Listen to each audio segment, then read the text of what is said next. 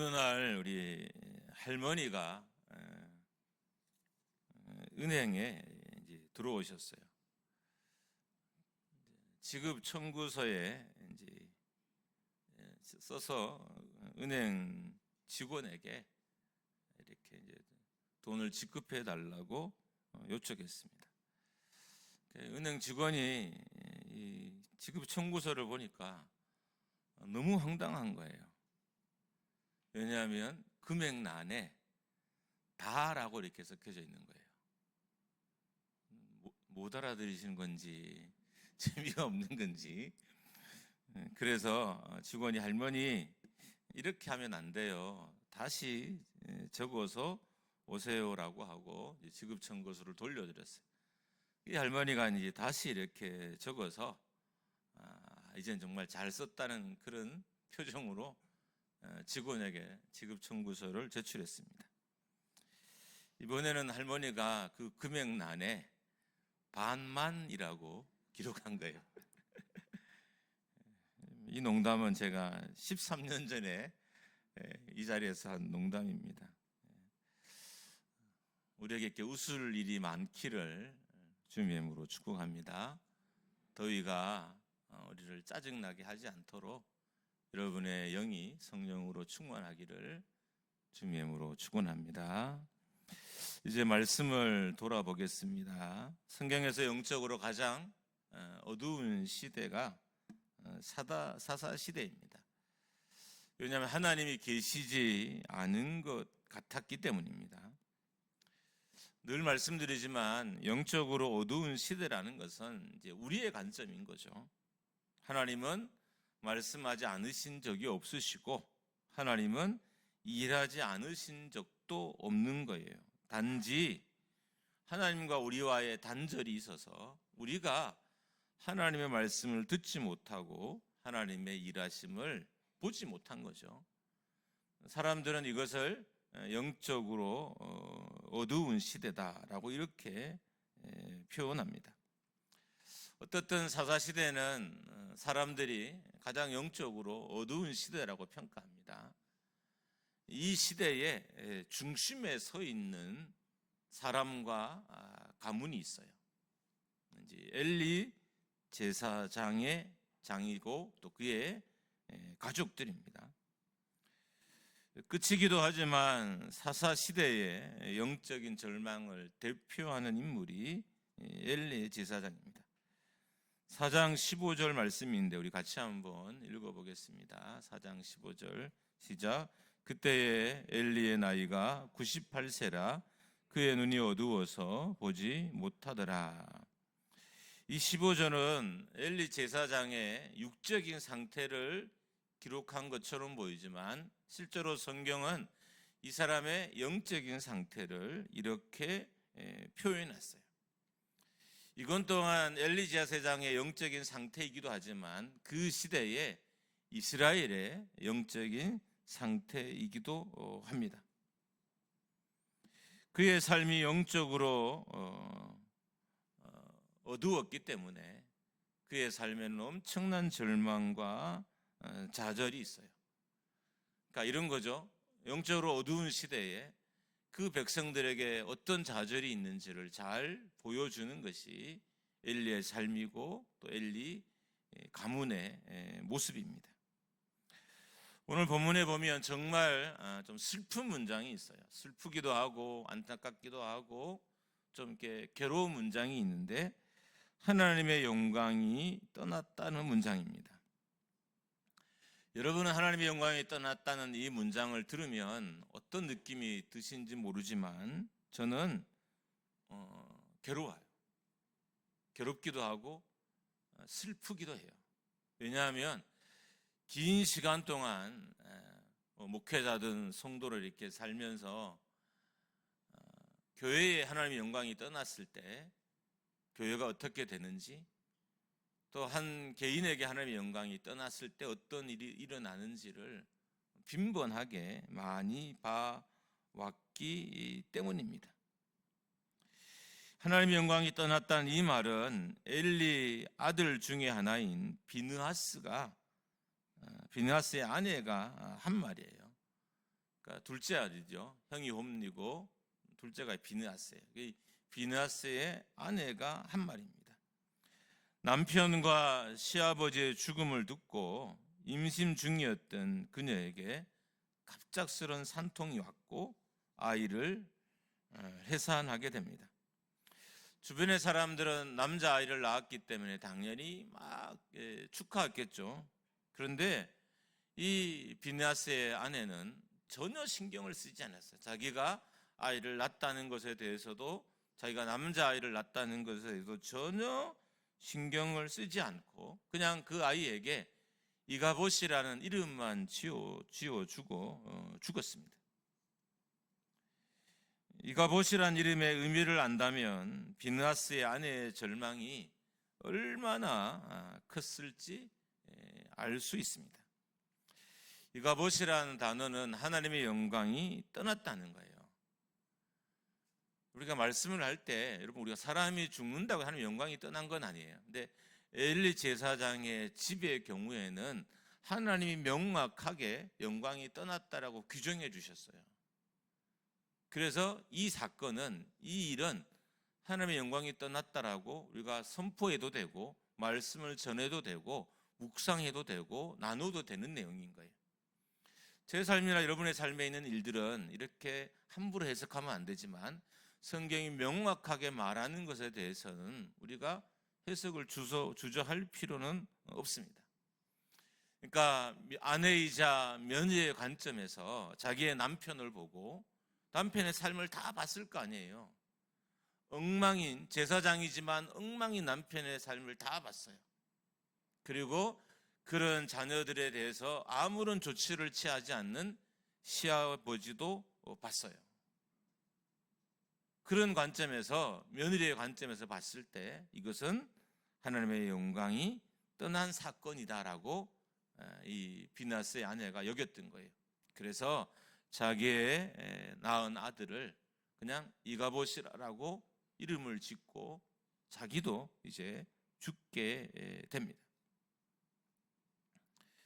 문제는 사무엘 2장에서 하나님의 사자가 엘리에게 나타나서 엘리 가문의 죄악을 이미 경고했다는 거예요.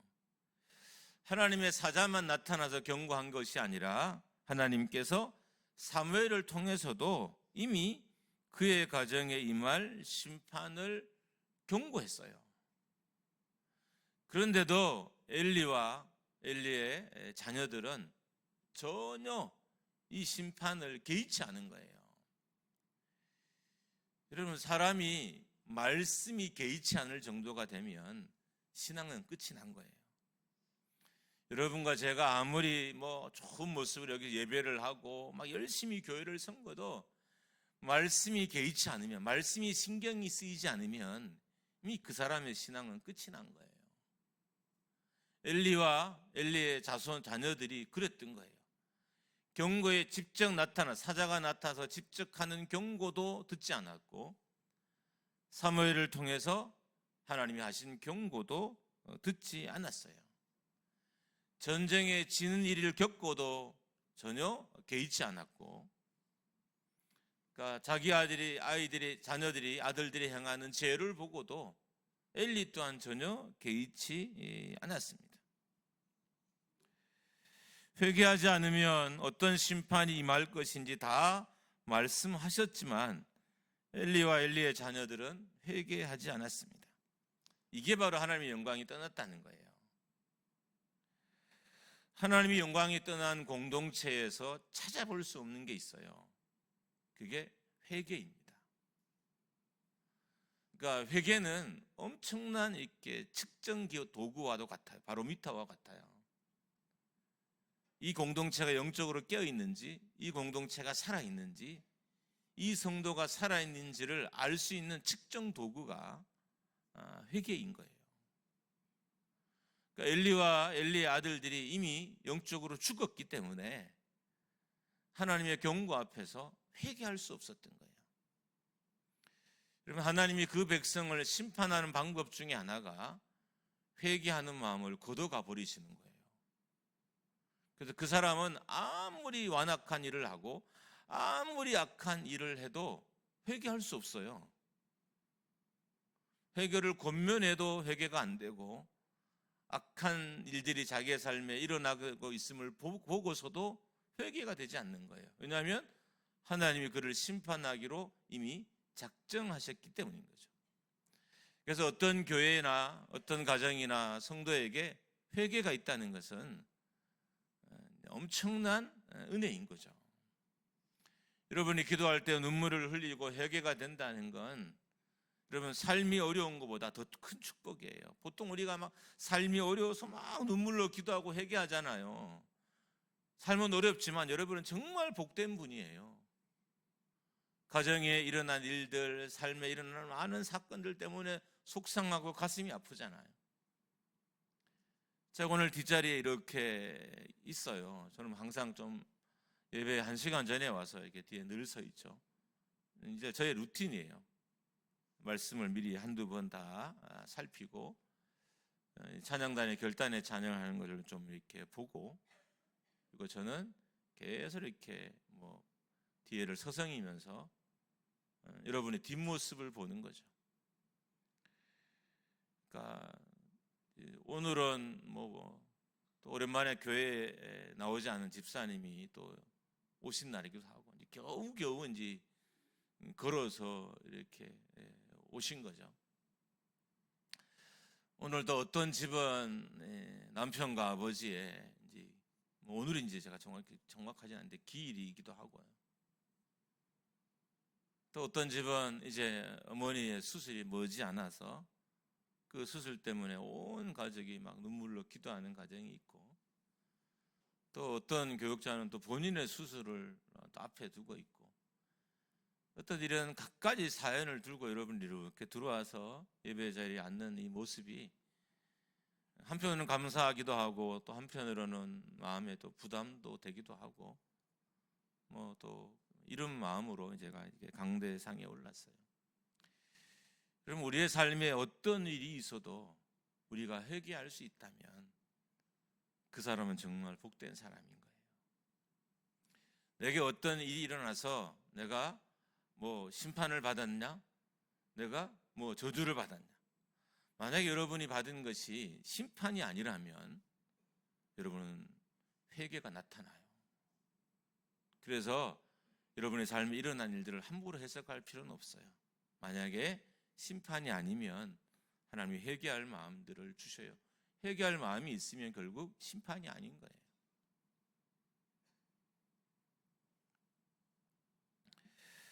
성경에는 회개하지 않는 마음의 상태를 완악하다 이렇게 표현했어요. 하나님은 끊임없이 범죄하는, 그렇게 하고도 회개하지 않는 엘리 가문에게 하나님의 은혜를 거둬 드려버리셨습니다. 그리고 직접적으로 간접적으로 경고했지만 이 엘리와 엘리의 자녀들은 회개하지 않았습니다. 우리가 하나님께 범죄하고 회개하지 않으면 일어나는 일들이 하나님의 영광이 떠나는 거예요. 그래서 엘리 가문에 하나님의 영광이 떠났다는 일들이 계속 반복해서 나타나기 시작합니다. 엘리의 아들들은 하나님의 재물을 함부로 취급했습니다. 해막의 수종드는 여인들과 동침을 했습니다. 동침이지만 성폭행인 거죠. 요즘 말로 하면. 하나님의 법궤를 블레셋과의 전쟁에서 가져나갔다가 빼앗기게 됩니다. 두 아들 홈리와 비느하스는 전쟁에서 죽게 됩니다. 이 소식을 들은 엘리가 앉았던 의자가 이렇게 넘어지면서 목이 부러져 엘리도 죽게 됩니다. 임신 중이었던 며느리는 이 소식을 듣고 아들을 낳자마자 이가봇이라고 짓고 죽게 됩니다. 이 이가봇이 하나님이 영광이 떠났다는 의미예요. 그러니까 엘리 가문을 통해서 하나님이 이스라엘에게 경고하는 거죠. 하나님의 영광이 너희를 떠났다. 그러니까 엘리 가문을 하나님이 지독하게 마치 고문하는 것처럼 다루지만 하나님이 진짜 하시고 싶은 말씀은 이스라엘에서 하나님의 영광이 떠났다는 거예요. 다시 하나님께로 돌아오라는 거예요. 내가 지금 너에게 말하고 싶은 것은 엘리 가물이 아니라 너희다. 너희가 하나님의 영광을 떠났다. 너희에게서 하나님의 영광이 떠났다. 너희 죄 때문에, 너희의 악함 때문에, 너희의 음란함 때문에, 너희의 범죄 때문에 영광이 이스라엘에서 떠났다. 이 사실을 엘리 가문을 통해서 하나님이 말씀하고 싶으셨던 것입니다. 여러분, 엘리 가문의 대표적인 죄가 뭔지 아십니까? 엘리 가문의 대표적인 죄, 그것은 하나님께 드리는 제사를 멸시한 거예요. 그러니까 제사를 멸시하는 것은 곧 하나님을 멸시하는 거예요. 하나님은 이 엘리와 엘리의 자녀들이 자기를 멸시했다고 하셨어요. 그리고 그런 엘리 가문을 하나님은 경멸하겠다라고 말씀하십니다. 요즘 말로 하면 왜 하나님이 엘리와 엘리의 자녀들을 버리셨냐 하면 예배를 멸시했기 때문인 거죠. 그러니까 기도의 자리에서, 예배의 자리에서, 찬양의 자리에서 하나님께 범죄했던 것입니다. 그러니까 예배에 대해서 범죄한 엘리 가문에 대해서 하나님이 그 영광을 거둬 가셨던 거예요. 엘리와 엘리 아들들이 하나님의 성전에서 범죄하게 된 것은 하나님의 영광의 크기를 알지 못했기 때문입니다. 여러분, 교회에서 산다는 건 좋은 일이 아닌 것 같아요. 제가 교회에서 지금 16년째 살고 있잖아요. 어떨 때는 사찰, 하여튼 어떨 때는 교회 관리하는 사람들, 전기 나가면 고치기도 하고 이렇게 16년을 살아요.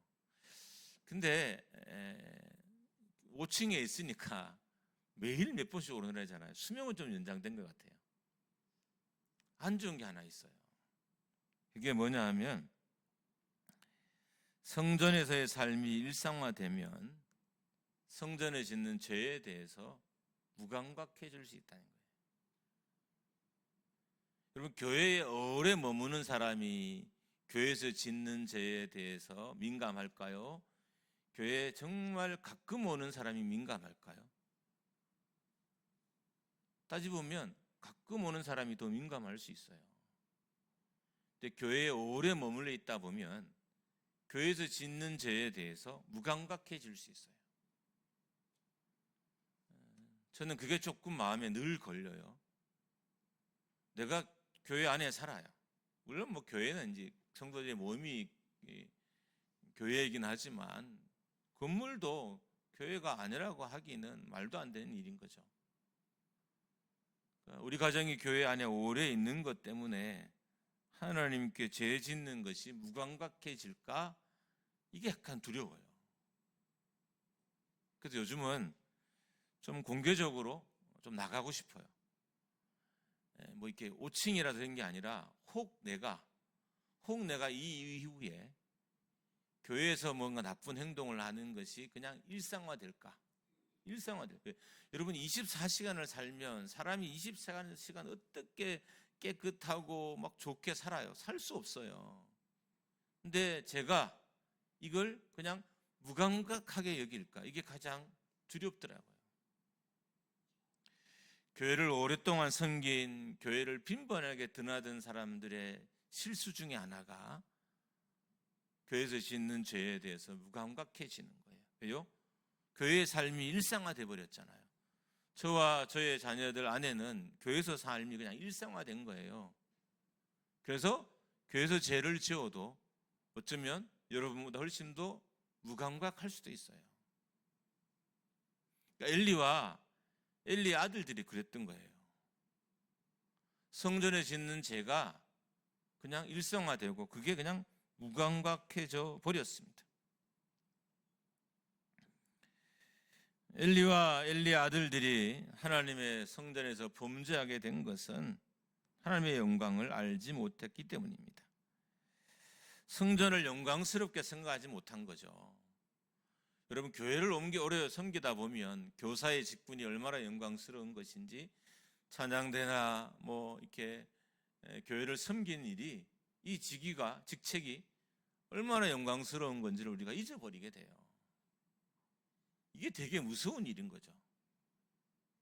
이렇다고 교회를 섬기지 말라 이 뜻은 아니에요.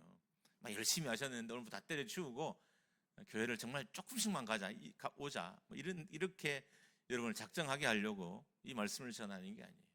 그럴 수도 있다는 거죠. 우리가 교회에서의 삶이 일상화되다 보면 삶이 얼마나 영광스러운 건지, 교회가 얼마나 영광된 공동체인지, 예배가 얼마나 하나님을 영원하게 하는 건지에 대해서 잘 모를 수 있게 돼요. 그리고 그것으로 인해서 범죄하게 되는 것입니다. 얼마 전에 공권력이 교회를 압수수색하는 일이 일어났습니다. 뭐 처음 일어난 일은 아니죠. 어떤 이 일은 일어나면 안 되는 일입니다. 근데 제가 좀 화나는 게 있어요. 어차피 정치는 교회 모르잖아요. 그러니까 그 사람들은 그렇게 할 수도 있어요. 뭐 옛날에도 그런 일이 있었으니까. 그런데 목회자들과 성도들의 태도예요. 아무렇지 않게 여긴다는 거죠. 마땅하게 여기고 당연하게 여긴다는 거예요. 지금 우리가 가장 큰 절망은, 우리가 경험하는 가장 큰 절망은 교회를 섬기는 이들이, 목회자들이 교회의 영광과 예배의 영광과 하나님 나라의 영광을 알지 못한다는 거예요. 여러분, 세상도 목회자와 성도들이 교회를 가치 있게 여기는지 영광스럽게 여기는지 알아요. 그러니까 영광스럽게 여기지 않다고 생각하니까 함부로 하는 거죠. 여러분, 우리 교회에 우리가 막 이제 여기 밤에 어떻든 늦게까지 장사하는 동네에 있잖아요.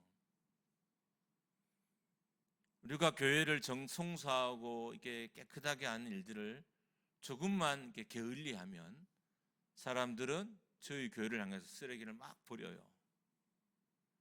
교회 마당은 술병으로 막 가득 차기 시작해요. 그냥 술 취한 인생들도 우리가 교회를 귀하게 여기는지 안 여기는지를 다 안다는 거예요. 그러니까 그걸 보고 우리에게 행동하는 거죠. 이 땅의 목회자들이 정말 교회를 영광스럽게 생각하고 했다면 누구도 함부로 교회를 쉽게 여기지 않았을 거예요. 그런데 많은 사람들이 그렇게 여기지 않았던 거죠. 그래서 이런 일들이 뭐 이번뿐만 아니라 예전에도 일어났던 것입니다. 교회 안에 있는 목회자와 성도들이 어떻게 보면 교회를 망가뜨리는 주범입니다. 이스라엘의 영적인 암흑기를 가져온 주범도 대제사장과 그의 가족들이었어요. 그러니까 세상의 암흑기를 교회에 가져온 게 아니에요. 자기들 스스로 영적인 암흑기를 만든 거예요. 신앙도 똑같아요. 누가 나에게 영적인 암흑기를 던져준 게 아니에요. 내가 하나님을 온전히 섬기지 않아서 영적인 암흑기가 내 인생에 온 거예요. 우리는 자꾸 누가 던져줬다고 생각하잖아요. 그렇지 않아요. 내가 영적인 암흑기를 오게 한 거죠. 만약에 여러분이 오늘 이 말씀을 듣고 조금이라도 회복하고 싶은 마음이 있으시면, 뭐 삶에 저도 회복하고 싶은 곳이 많아요. 목회자라고 해서 뭐 다 제가 바르겠습니까? 전 정말 회복하고 싶은 공간이 많아요. 이런 마음이 우리가 조금이라도 있다면 하나님의 영광을 아는 자리에 우리가 가야 한다는 거예요. 교회의 영광을 알고 예배의 영광을 알고 우리가 봉사한 이 봉사와의 영광을 알고 헌신의 영광을 알 때 하나님 우리의 삶에 회복을 허락해 주시는 것입니다. 사람들은 회복을 상상합니다. 교회도 회복되기를 원하고 인생도 회복되기를 원합니다. 회복은 우리가 다시 교회의 영광과 사역의 영광과 예배의 영광을 알 때 누리게 됩니다. 구원받은 하나님의 백성의 영광을 알 때 성도로서의 삶이 회복이 돼요. 여러분, 교회가 온전해지기를 바라는 사람들이 참 많아요. 교회를 걱정하는 분들이 많은 거죠. 자신이 다니는 교회가 좋은 교회이기를 소망하는 사람도 많고요. 그래서 좋은 교회를 찾아다니기도 하고요. 여러분, 교회의 회복은 언제 일어나냐 하면 교회의 영광을 아는 자들이 있을 때 교회의 회복이 일어나요. 교회가 어떤 영광스러운 단체인지를 알 때, 비록 모인 사람들이 많지 않고 때로는 건물의 규모가 작고 또 이런 예배의 순서가 어떻든 큰 대형교회에 비한 화려하지 않고 해도 여러분, 영광의 크기는 동일해요. 교회는 이 영광을 알 때 하나님이 교회에 회복을 허락해 주시는 거예요. 우리가 회복을 원하지만 교회의 영광을 몰라서 교회 회복이 되지 않는 것입니다. 여러분, 교회의 영광을 아는 사람들은 거기에 합당한 태도와 자세를 취해요.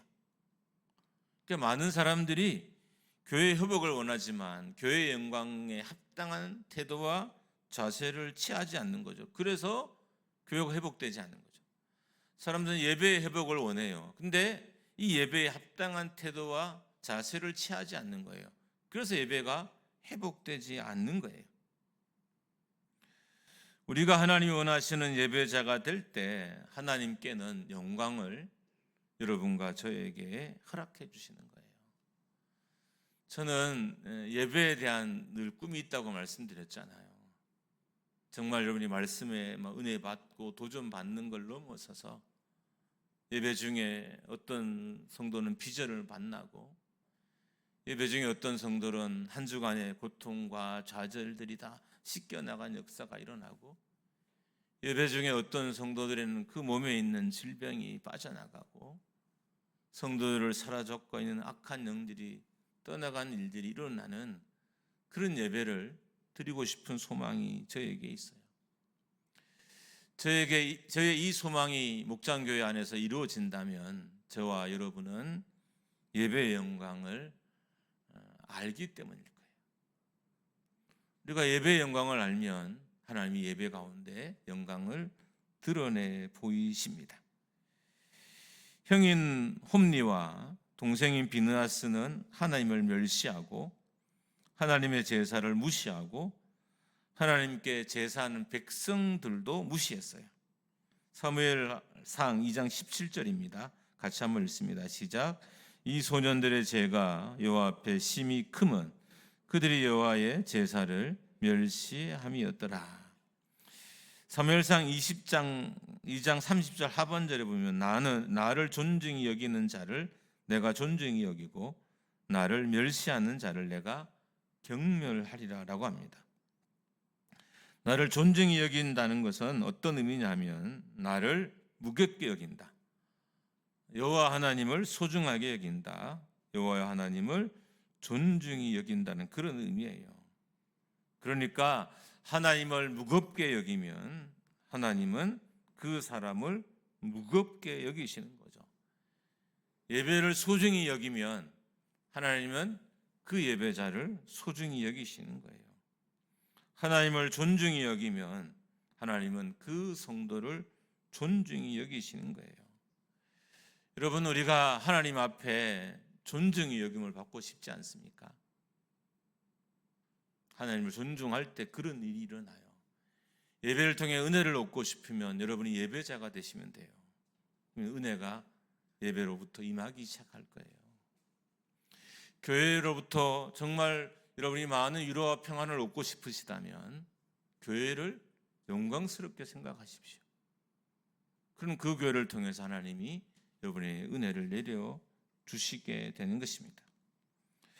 홈리와 비느하스 그리고 엘리가 하나님의 말씀과 하나님의 제사를 무겁게 여기지 않고 가볍게 여겼습니다. 그래서 하나님도 그들을 가볍게 여기셨던 거예요. 우리는 교회를 다니지만 교회가 예수 그리스도의 몸인 영광스러운 공동체라는 것을 잘 알지 못합니다. 우리는 교회의 사역, 교회의 모임, 교회에서의 섬김이 얼마나 영광스러운 일인지 모릅니다. 그래서 회복을 맛보지 못하는 거예요. 여러분, 다 우리가 기대감을 가져와요. 교회에 올 때 그런 기대감으로 발자취로 오잖아. 우리 교회는 감사하게도 좀 먼 거리에서 오신 분들이 있어요. 대구에서도 오고 또 이렇게 김천에도 오고, 아주 많은 분들은 아니지만 그래도 옛날보다는 그 숫자가 점점 좀 이렇게 늘어나요. 왜 그럴까요? 회복을 원하니까. 우리가 회복을 맛보려면 우리가 예배의 영광을 알아야 돼요. 교회의 영광을 알아야 하고, 헌신의 영광을 알아야 하고, 봉사의 영광을 알아야 돼.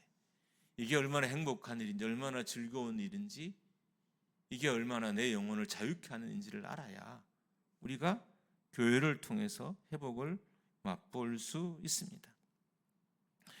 여러분은 지금까지 신앙생활을 하면서 교회의 영광을 보셨습니까?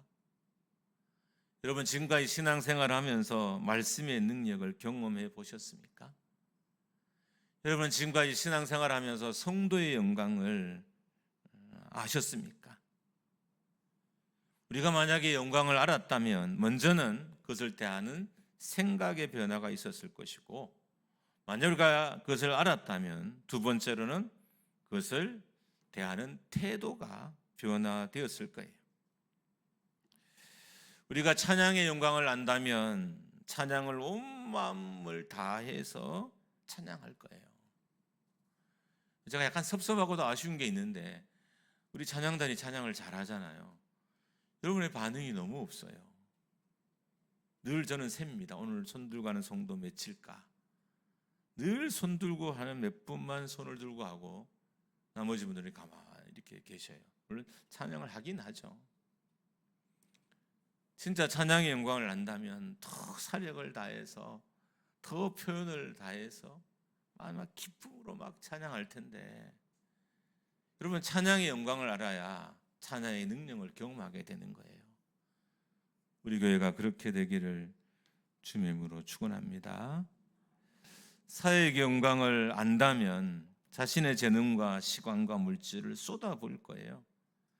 우리가 헌신이 약해지고 충성이 약해지는 것은 사역의 영광을 모르는 거예요. 내가 장로라는 것이, 내가 안수입사라는 것이, 내가 교사라는 것이, 내가 찬양단이라는 것이 얼마나 영광스러운 일인지를 우리가 잘 모르는 것입니다.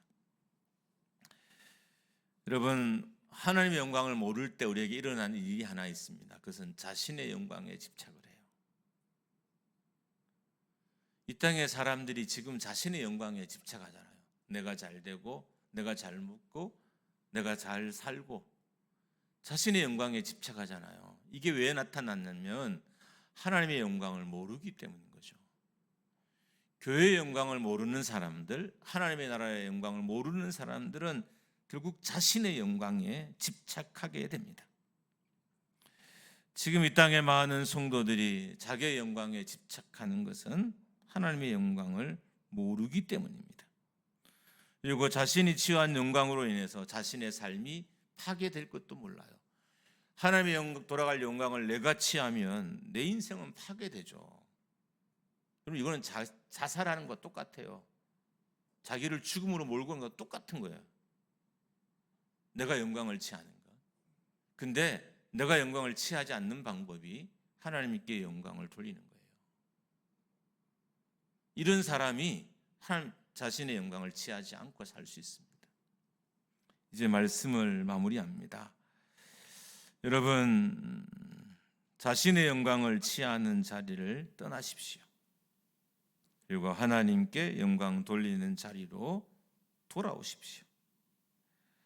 하나님의 영광이 조금만 교회에 비춰도, 하나님의 영광이 인생에 조금만 맛보게 되어도 교회의 인생은 송두리치게 바뀝니다.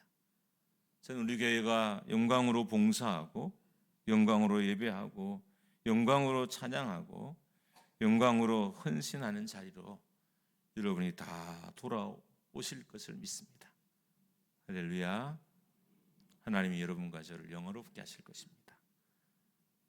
이것이 여러분을 향한, 또 저를 향한, 우리 교회를 향한 하나님의 회복의 말씀입니다. 이제 찬양하기